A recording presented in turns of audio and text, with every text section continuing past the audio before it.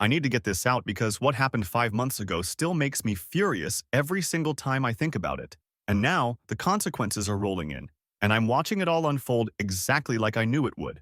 I'm 28, work in financial consulting in Boston, make good money, have my own place, basically built a life I'm proud of. My grandmother, Lucille, though, she never forgave me for leaving our hometown in Pennsylvania 6 years ago. See, my family is big into this evangelical church community, like really into it. My parents, Kenneth and Sharon, have been deacons there for 20 years. My brother Kelvin runs the youth ministry. The whole family identity revolves around this church. When I was 22, fresh out of college, Lucille sat me down and told me she expected me to stay in town, work at the church administrative office she'd helped fund, eventually take over coordinating their community outreach programs. She had this whole vision of me being the next generation of family leadership there. I told her I had a job offer in Boston, good salary, actual career path in finance. She said I was choosing money over God's calling. I said I was choosing my own life over her expectations.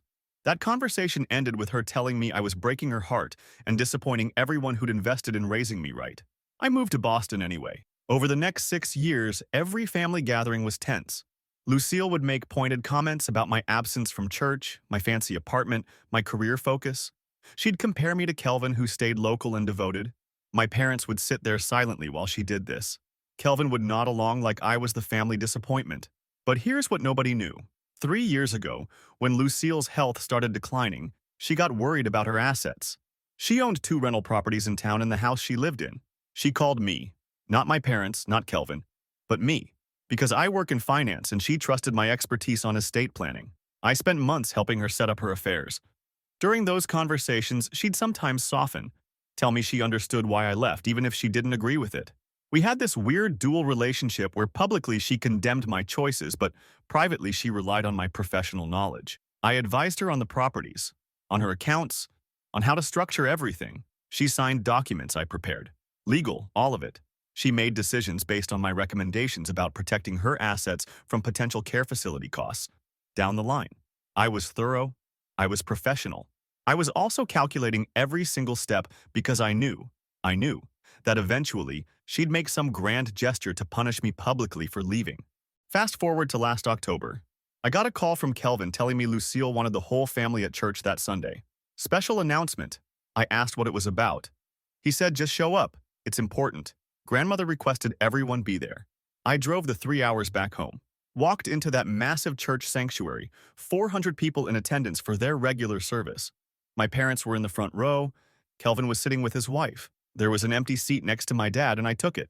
The service proceeded normally until the end when the pastor said Lucille had asked to address the congregation. She walked up to that pulpit at 82 years old. Still sharp, still commanding. She started talking about family legacy, about faithfulness, about the younger generation losing its way. I realized where this was going about 30 seconds before she said my name.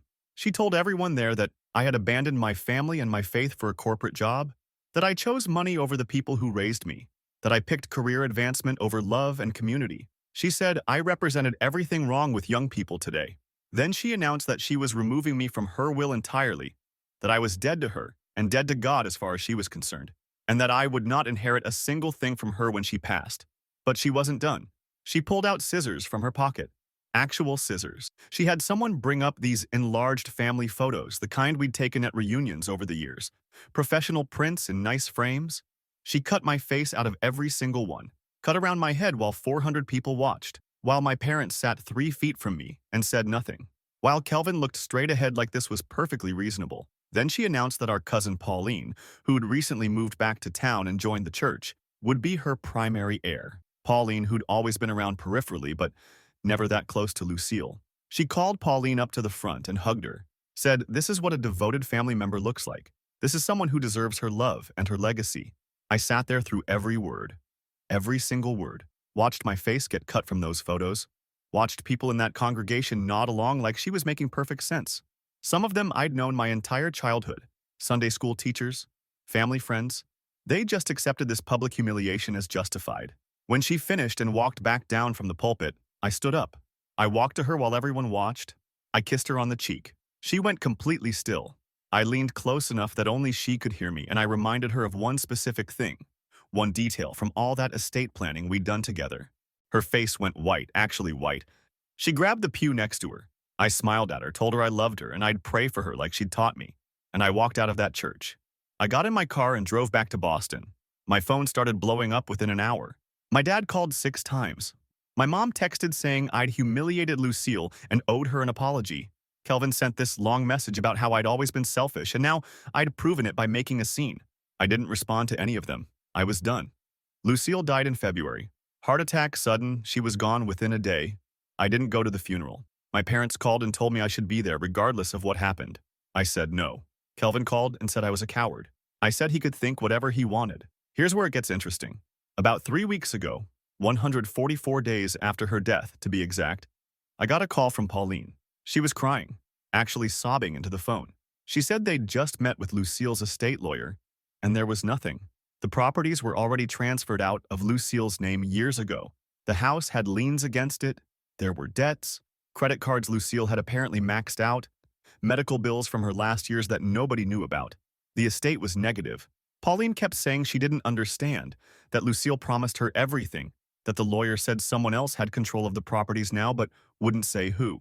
My dad called next, way calmer than Pauline but clearly rattled. He said they needed to know what I'd discussed with Lucille about her estate planning. He said the family had a right to understand what happened. I told him I'd provided professional financial advice and that Lucille made her own legal decisions. He pushed harder, said, "Did I know about this before she died?"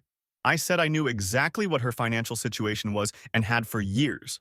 My mom called an hour after that. She was angrier than I'd heard her in my entire life. She said I'd manipulated an old woman, that I'd taken advantage of Lucille's trust in my financial expertise, that I'd stolen from the family. I asked her when exactly she'd stood up for me in that church while her mother cut my face from family photos. She hung up on me. Kelvin's been texting me every day since. Long messages about how I'm a thief, how I've destroyed what Lucille wanted, how I've betrayed everyone. He says Pauline is devastated, that she'd been counting on that inheritance, that she'd made plans based on what Lucille promised her. He wants to know where the properties are, who controls them now, what legal loopholes I exploited. The thing is, I didn't do anything illegal. Everything was documented, signed, filed properly. Lucille made informed decisions about her assets 3 years before she decided to publicly destroy me in front of 400 people. She just didn't remember what she'd signed or didn't understand the full implications until I reminded her that day in church. That's what made her go pale. The realization of what she'd already done years earlier when she actually trusted my judgment. Now they want answers. They want me to fix this somehow. My dad suggested I could disclaim whatever interest I have in the properties, so Pauline could inherit something. My mom thinks there must be a way to reverse the transfers, since Lucille clearly didn't mean for this outcome. Kelvin thinks I should be legally obligated to honor what he calls her final wishes, even though her actual legal final wishes were set in stone years before that church incident. I haven't given them any information. I haven't confirmed what I control or don't control. I haven't explained the timeline or the specifics. I just keep saying that Lucille received professional advice, made legal choices, and that those choices have consequences. Part of me wants to lay out every detail for them, show them exactly how this happened, make them understand that their mother and grandmother set this in motion herself. But another part of me remembers sitting in that pew watching her cut my face from family photos while they all sat silent or applauded. Remembers 6 years of pointed comments and public disapproval. Remembers being called selfish and ungodly for building my own career. So I'm sitting here in Boston, watching them spiral, and I'm not doing anything to help. They created this situation just as much as Lucille did. They enabled her public humiliation of me. They never once defended me or told her that treating me like that was wrong. Now they want me to be the bigger person and help them understand what happened to an inheritance they believe they or Pauline deserved. I'm not sure what I'm asking here exactly.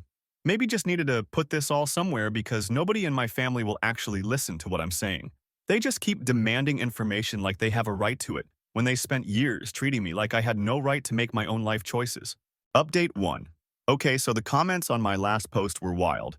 Thank you all for the support and, yeah, several of you called exactly what would happen next. Family escalation mode activated. It's been 2 weeks since that first wave of panicked calls from Pauline and my parents and Kelvin. I kept my responses minimal, just repeating that Lucille made informed legal decisions and that I provided professional advice she requested. That apparently wasn't good enough because now they've expanded their strategy. Last Wednesday, I got a call from my aunt on my dad's side, his sister Margaret, who I haven't spoken to in maybe 4 years. She lives 2 hours from my parents and has always been the family mediator type.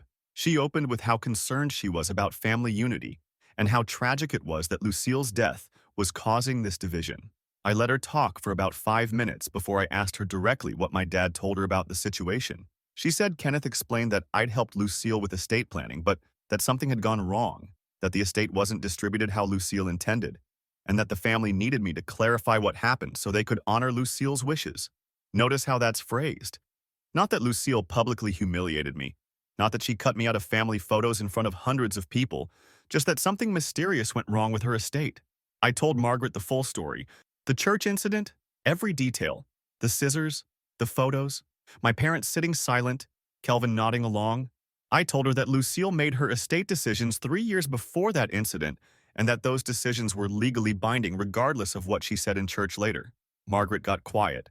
She said she didn't know about the church thing, that Kenneth just said there'd been family tension. I asked her if that changed her perspective on why I wasn't rushing to help everyone understand the estate situation. She said family is complicated, and maybe I should consider that Lucille was elderly and not thinking clearly. I asked if she thought Lucille wasn't thinking clearly when she planned and executed a public disownment ceremony, because she seemed pretty sharp to me that day. Margaret said she'd call me back and we should all sit down together to work this out. I told her I wasn't interested in a family meeting. She hung up, sounding frustrated. That same day, I got a Facebook message from someone I went to high school with, Daniel, who still goes to that church. He said he'd been at the service when Lucille made her announcement, and he wanted me to know that a lot of people in the congregation thought what she did was harsh and unchristian. He said there'd been talk about it afterward, that some members felt uncomfortable with how public and cruel it was. He said he felt like he should reach out because it bothered him for months. I appreciated that, but I also wondered why he was telling me this now, 5 months later. I thanked him and said I'd moved on. He responded saying that apparently the church community has been discussing the estate situation because Pauline attends there and she's been pretty open about being blindsided. He said some people think I manipulated Lucille financially and others think Lucille created this mess herself. Basically, the whole church is split on whether I'm a villain or a victim. That's when I realized my family isn't just pressuring me directly, they're letting this spread through the church community to create social pressure. Make me look bad enough that maybe I'll cave and help fix things. Classic move for people who've built their entire identity around church community approval. Then Kelvin showed up at my apartment in Boston. Yeah, Saturday morning, 9 a.m. He's buzzing my intercom. I didn't let him up. I went down to the lobby and found him standing there with this determined expression like he'd driven 3 hours to finally get through to me. He started with how we needed to talk man to man, brother to brother, about what's going on. I told him we could talk right there in the lobby. He didn't like that, but he proceeded anyway. He said Pauline is in a bad situation because she'd quit her job 2 months before Lucille died. She'd been working as a dental hygienist, but Lucille had convinced her to quit and help her full-time with daily tasks and errands. Lucille promised to take care of her financially for it and said she'd be inheriting enough that she wouldn't need to worry about money. So Pauline quit her job, moved into Lucille's house to help her, and now has been unemployed for 7 months with no inheritance coming. She can't afford rent on her own place, can't stay in Lucille's house because of the liens, and has been applying for jobs, but the gap in her employment is making it hard. Kelvin said she's completely desperate, and it's partially my fault for not warning anyone what Lucille's actual financial situation was. I asked him why exactly it would be my responsibility to warn Pauline or anyone else about Lucille's private financial matters. He said because I knew, and I let them all believe something else. I pointed out that Lucille herself let them believe something else, that she stood in front of 400 people and announced Laudine as her heir, knowing full well that there was nothing to inherit. That's on her, not me. Kelvin got angry then. He said I'm being deliberately cruel, that I'm enjoying watching everyone suffer because I'm bitter about the church incident. He said, yeah, what Lucille did was harsh, and maybe mom and dad should have said something, but that doesn't justify letting Pauline destroy her employment and financial stability based on false promises. I told him that Pauline made her own choices based on what Lucille told her, just like I made my choices 6 years ago based on what I wanted for my life. Actions have consequences for everyone, not just for me. He asked me directly if I control the properties now. I didn't answer. He asked if I'd transferred them to myself. I said Lucille made legal transfers based on professional financial advice about asset protection. He asked what that means specifically. I said it means exactly what it sounds like. He called me a coward for hiding behind vague statements. I told him I wasn't hiding. I just didn't owe him detailed explanations about legal matters that didn't involve him. Then he switched tactics. He said mom is having health issues from the stress, that she's been having chest pains and dad is worried about her. He said this whole situation is destroying her and she can't understand how I could do this to the family. I asked if she understood how she could sit in that church pew and watch her mother publicly disown her son without saying a single word in his defense. Kelvin said she was in shock, that nobody expected Lucille to do something that extreme, and that mom has been conflicted about it ever since. I told him if mom is conflicted, she has my number and she can call me herself to express that. He said she's tried and I've been cold with her. I said yeah, because her attempts to communicate have been accusations and demands for information, not apologies or acknowledgement of what she allowed to happen. Kelvin said I'm holding grudges and punishing everyone with this silence. I said I'm not punishing anyone. I'm just not helping people who treated me like garbage for 6 years and then stood by while I got publicly destroyed.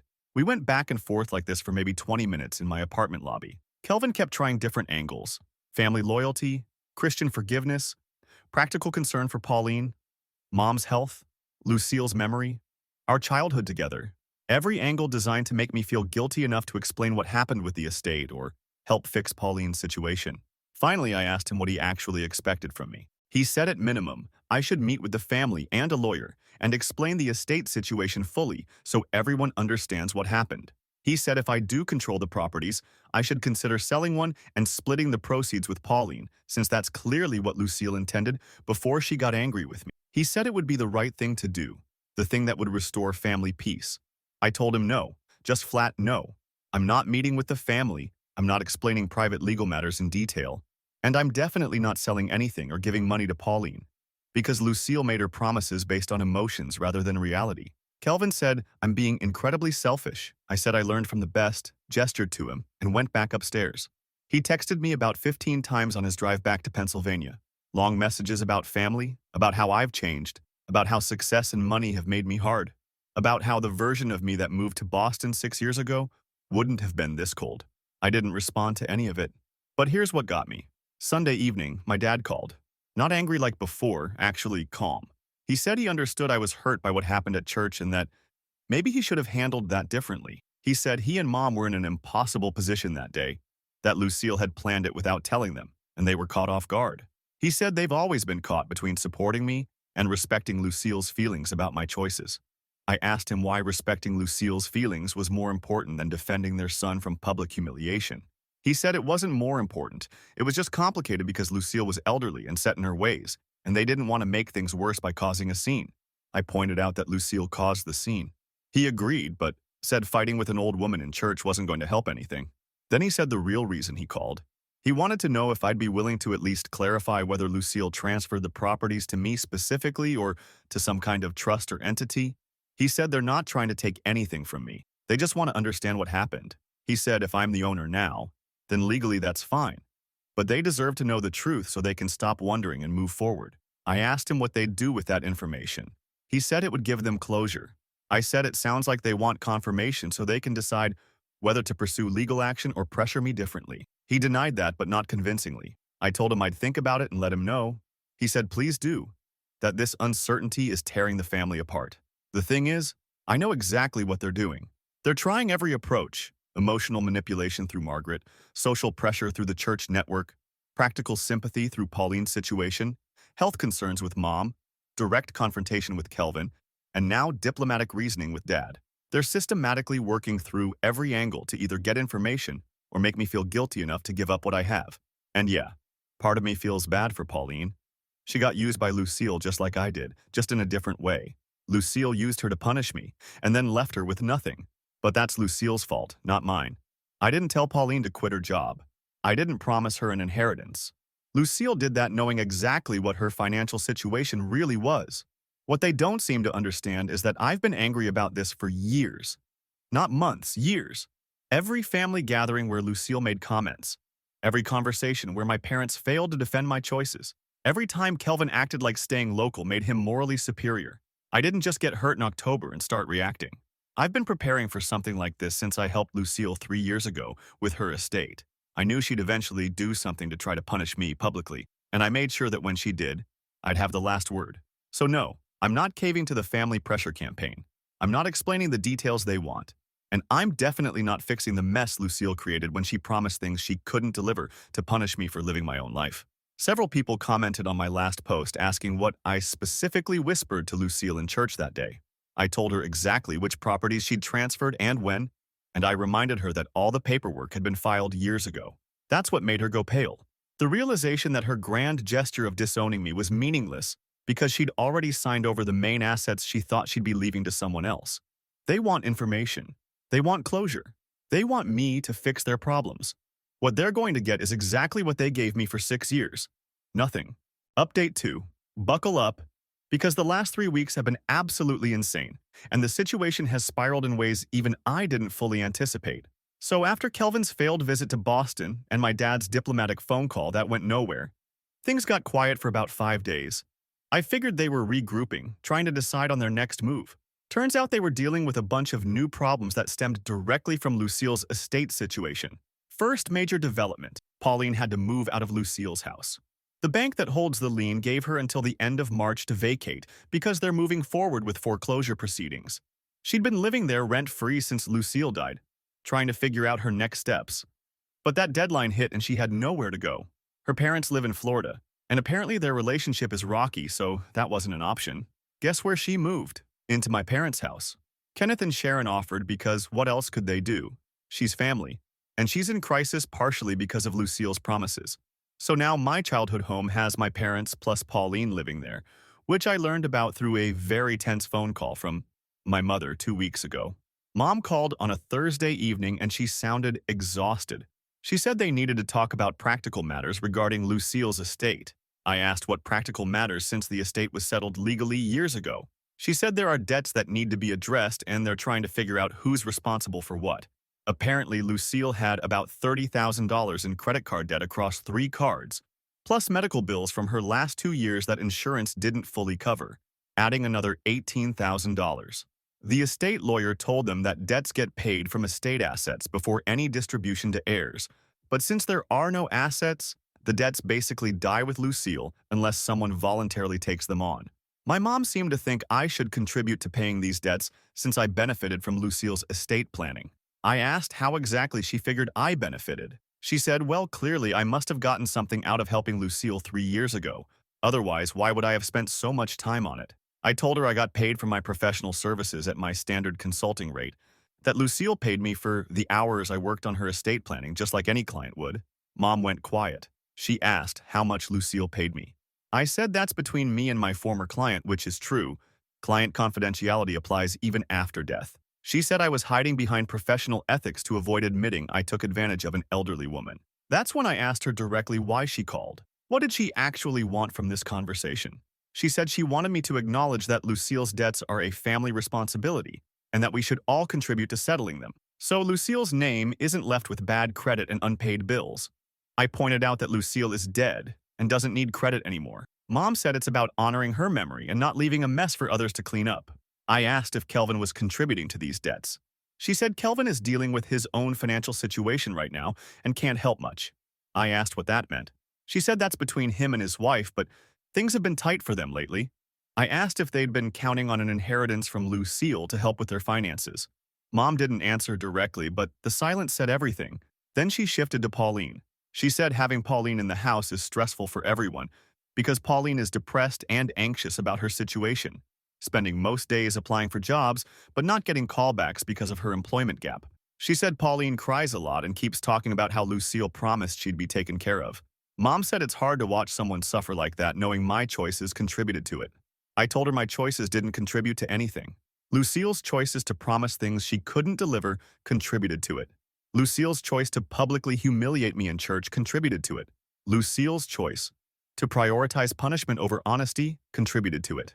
I said none of that is my responsibility to fix. Mom said I sound cruel and unrecognizable from the son she raised. I asked her if the son she raised would have sat silently in church while his grandmother cut his face from family photos. She said she's already explained that she didn't know what to do in that moment. I said she had 6 years of moments before, that one where she could have told Lucille that treating me like a disappointment for choosing my own career was wrong. But she never did. Mom started crying. She said she's tried to balance everyone's feelings for years and she's exhausted from it. We ended the call with nothing resolved. She said she hopes I'll reconsider helping with the debts and being more forthcoming about what happened with the properties. I said I'd think about it, which we both knew meant no. 3 days after that call, I got a Facebook message from my uncle, my dad's brother, Richard. Richard lives in Ohio, works as an electrician, and I've always gotten along with him okay at family gatherings. He said he'd been following the situation through Kenneth and he had some questions about estate law that he thought I might be able to answer given my financial background. I was immediately suspicious, but I responded. He asked if property transfers made years before death are typically contestable by heirs. I said it depends on circumstances, but generally, no. If transfers were made legally and the person was of sound mind, they stand. He asked what constitutes sound mind.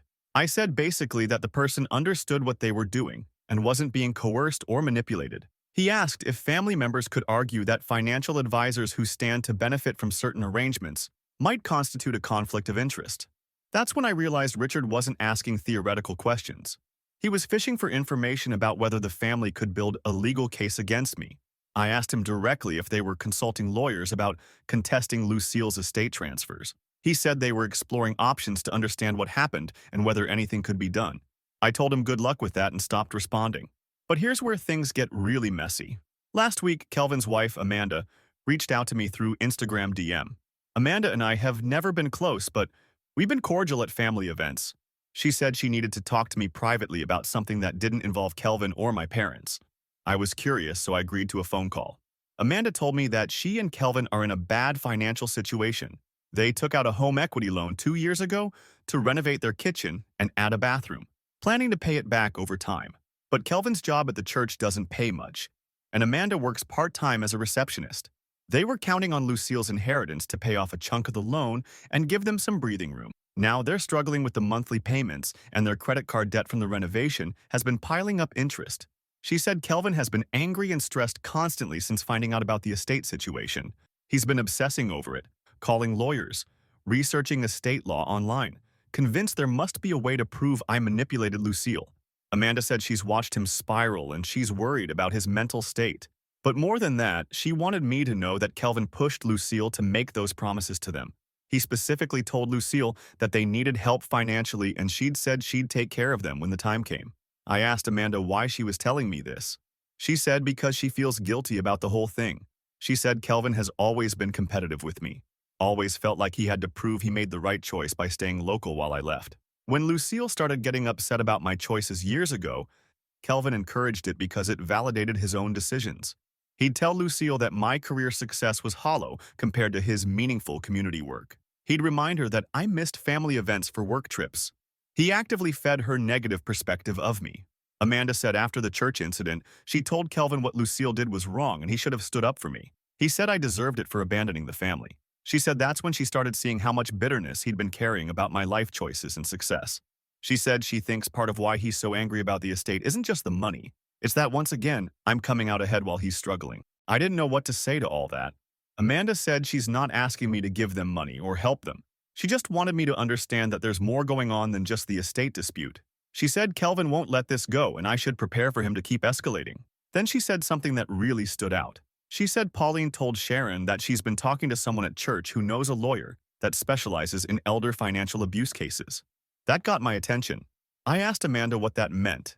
She said apparently Pauline has been describing the situation to people at church as me taking advantage of Lucille's trust in my financial expertise to transfer her properties to myself. Some church members have been very sympathetic, and one of them connected her with this lawyer who does free consultations.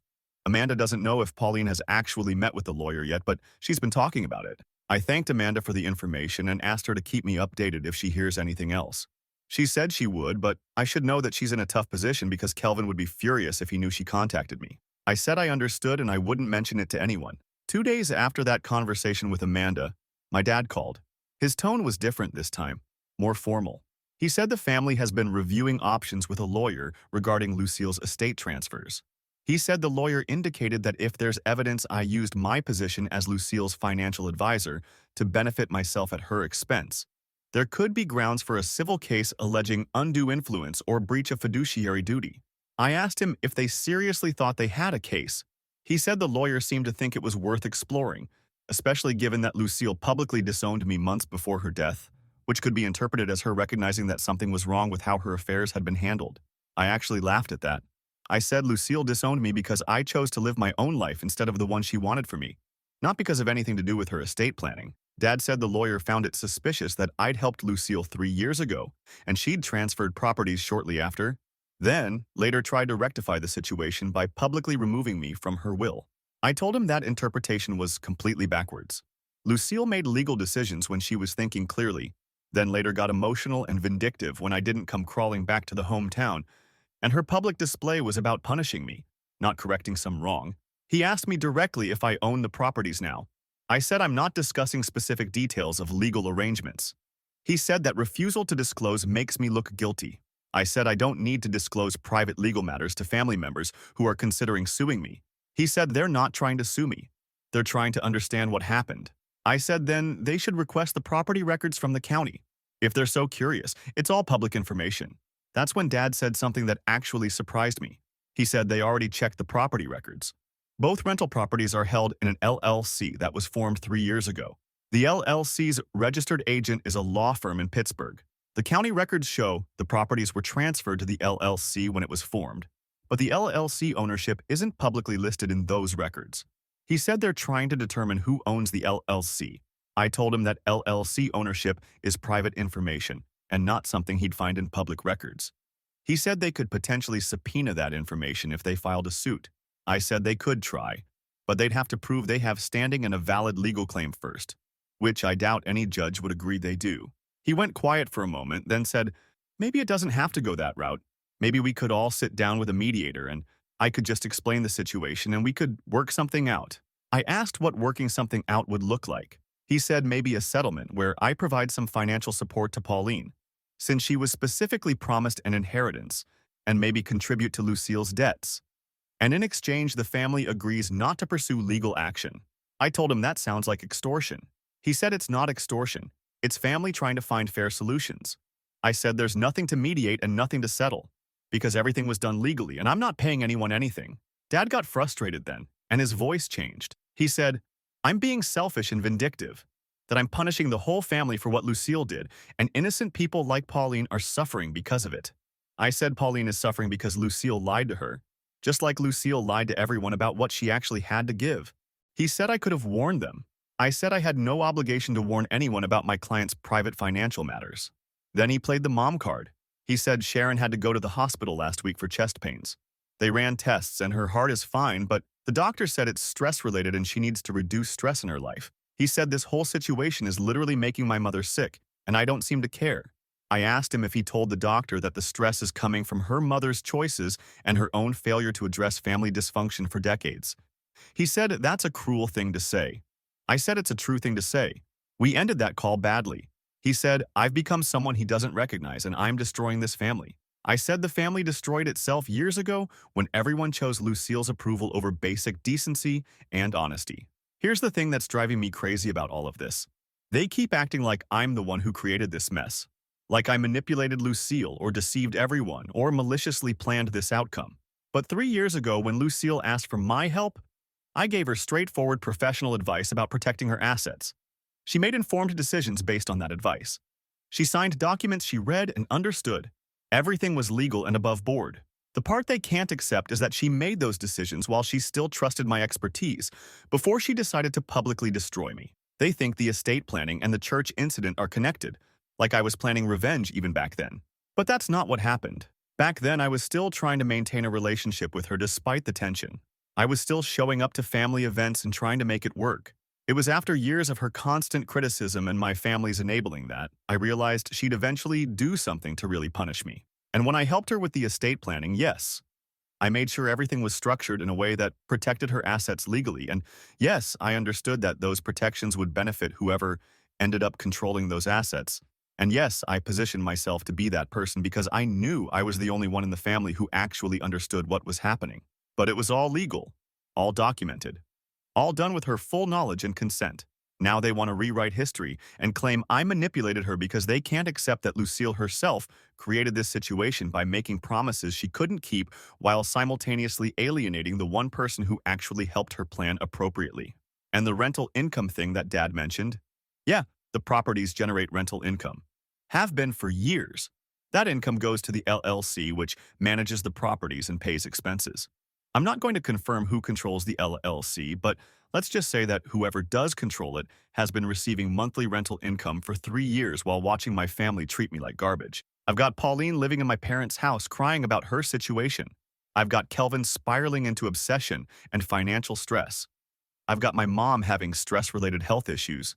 I've got my dad talking to lawyers about suing me. I've got extended family members trying to find legal angles.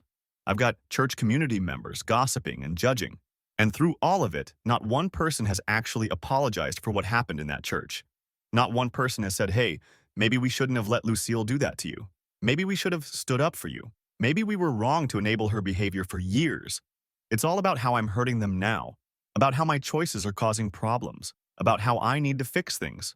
The complete lack of self-awareness is amazing. So where does this leave me? They're exploring legal options that probably won't go anywhere because everything was done properly. They're putting social pressure on me through church and extended family, but I don't live there anymore, so that's limited. They're trying emotional manipulation through mom's health and Pauline's situation, but I'm not responsible for either of those.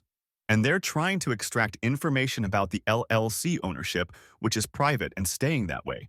What they don't realize is that every day this goes on, they're proving that I made the right decisions years ago. Every phone call, every attempt at manipulation, every refusal to acknowledge their own role in this situation. It all confirms that cutting ties was the correct move. Someone in the comments on my last update said I should just tell them everything and watch them implode.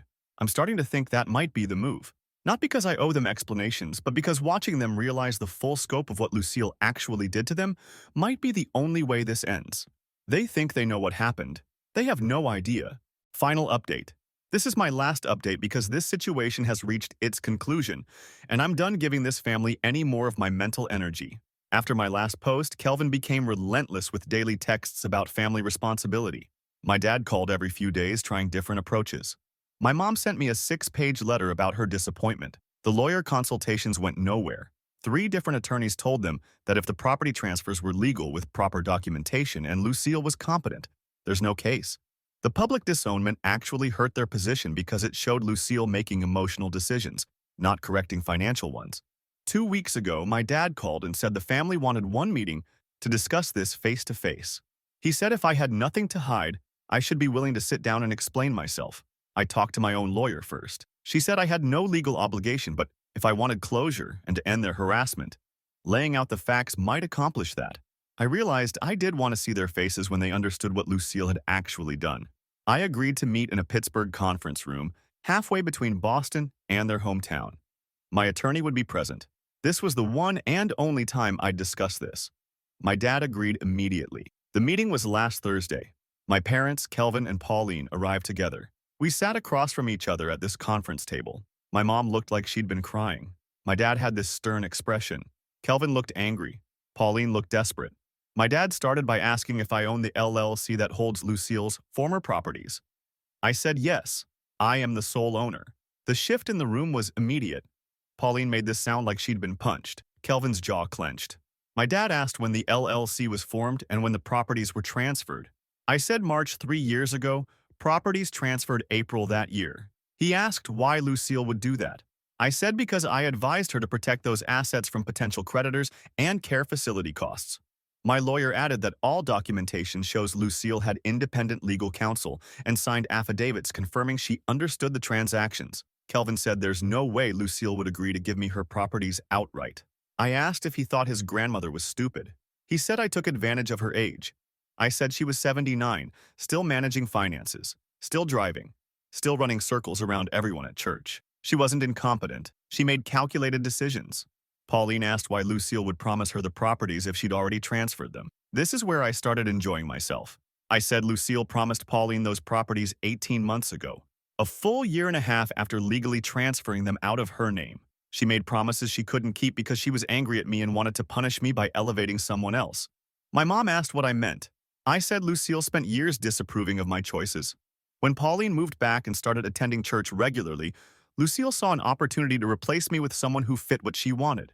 The properties were already gone, but she could still promise them because the promise itself served her purpose of punishing me. Kelvin asked why I helped her with estate planning if I knew how she felt. I said because she asked me to and I'm good at what I do. I gave her advice professionally and she compensated me. What she chose to do with that advice was her decision. Pauline started crying, saying she quit her job because Lucille promised her security. I said Lucille made promises she couldn't keep and that's not my fault. Pauline said I could have warned her. I said I had no relationship with her. No reason to share confidential financial information. She said it's cruel to watch someone make life-altering decisions based on false information. I asked her if she thought it was cruel to watch someone's grandmother publicly disown them, cut their face from family photos and announce their replacement while their family said nothing. She went quiet. My dad asked about the rental income. I said the income went to the LLC which managed the properties. Lucille received a monthly payment of $2,000 for consultation services as the former owner who provided local knowledge. She was paid for 2.5 years until she terminated that arrangement 8 months before she died, right when she ramped up her public criticism. She stopped cashing the checks, said she didn't want money from me. Kelvin did the math. $2,000 monthly for 30 months is $60,000 that Lucille received and apparently spent. He asked how much total income the properties generate. My lawyer said that's private business information. Kelvin said I owe the family that money. I said everything was done legally with Lucille's full knowledge. My dad asked what I whispered to Lucille in church. I told them I reminded her of the specific properties she'd transferred and the dates. I told her that her disowning me was meaningless because she'd already given away what she thought she was withholding. That's why she went pale. She realized her punishment didn't work. My mom said I'm a monster for planning this. I said I didn't plan for her death. I planned to protect her assets legally, which is what she hired me to do. I said if she'd treated me with basic respect, if this family had ever stood up for me, things might have gone differently. But she didn't and you didn't, so here we are. Kelvin exploded, yelling about manipulation. I asked how exactly I manipulated anything. I gave professional advice that Lucille accepted. She signed documents she understood. She received substantial payments. The only manipulation was Lucille promising Pauline things she knew she didn't have. My dad said we need to find a solution, suggested I transfer one property to Pauline or sell one and give her proceeds. I said no. He said I'm being unreasonable. I said I'm being exactly as reasonable as this family has been to me for 6 years. My mom said everything isn't about my hurt feelings. She said people are suffering real consequences because of my selfishness. Pauline has no job. She and Dad are stressed. Kelvin and Amanda are drowning in debt they took on expecting help. She said I could fix all of this and I'm choosing not to out of spite. I said yes, I am choosing not to. I'm choosing not to fix problems Lucille created by lying. I'm not rescuing Kelvin from debt he took on assuming an inheritance. I'm not compensating Pauline for trusting someone who made false promises. Those are consequences of their choices and Lucille's choices. My dad said I'm punishing innocent people. I said there are no innocent people here. You all enabled Lucille's treatment of me. You all sat in that church and watched. You all spent years making me feel like choosing my own path was a betrayal. None of you are innocent. My lawyer said we should wrap up. She said I'd been clear and there was nothing more to discuss. Everything was legal, and I had no obligation to alter established arrangements. My mom said, please consider helping to show we're still family. I said we stopped being family when you sat silent while your mother destroyed me publicly. She said she's sorry she didn't speak up. First apology I'd heard. I said it's too late for apologies. The time for apologies was 6 years ago, or 3 years ago before I set up the LLC, or in that church before she picked up those scissors. Now it's just words, because you want something from me. Pauline said she's pursuing legal action anyway. My lawyer handed her a card and said have her lawyer contact us. We'd provide documentation that will get her case dismissed. Kelvin said, I've destroyed what was left of this family. I said the family destroyed itself through years of dysfunction and judgment. I just stopped pretending shared genetics means I owe anyone anything. That was a week ago. I haven't heard from them except one text from my dad saying they decided not to pursue legal action because multiple lawyers said it was pointless. He said he hopes I can live with my choices. I said I already am, quite comfortably. The 2 rental properties continued generating income. That money funded my condo down payment, paid for vacations. It's sitting in investments growing. Pauline is job hunting from my parents' guest room. Kelvin is refinancing his house. My parents are dealing with housing Pauline indefinitely. Lucille's estate remains negative. Creditors will write off what doesn't get paid. Her house will be foreclosed. The only things of value were transferred years before she died, on her instruction, with her full understanding. Do I feel guilty? No. I feel vindicated. I spent years being treated like a disappointment. I endured public humiliation while my family sat silent. Instead of just taking it, I protected myself financially and emotionally. I used my expertise to help my grandmother. And when she turned on me, I'd already positioned myself to weather it. They call it manipulation or revenge. I call it strategic planning, using the skills from the career they criticized, making sure when the inevitable betrayal came, I'd be left standing. 6 years ago, I chose myself over their expectations. 3 years ago, I protected myself legally. 5 months ago, I walked out of that church knowing exactly how this would unfold. They called me selfish and cold and vengeful. Maybe I am, but I'm the only one who saw this coming and prepared for it.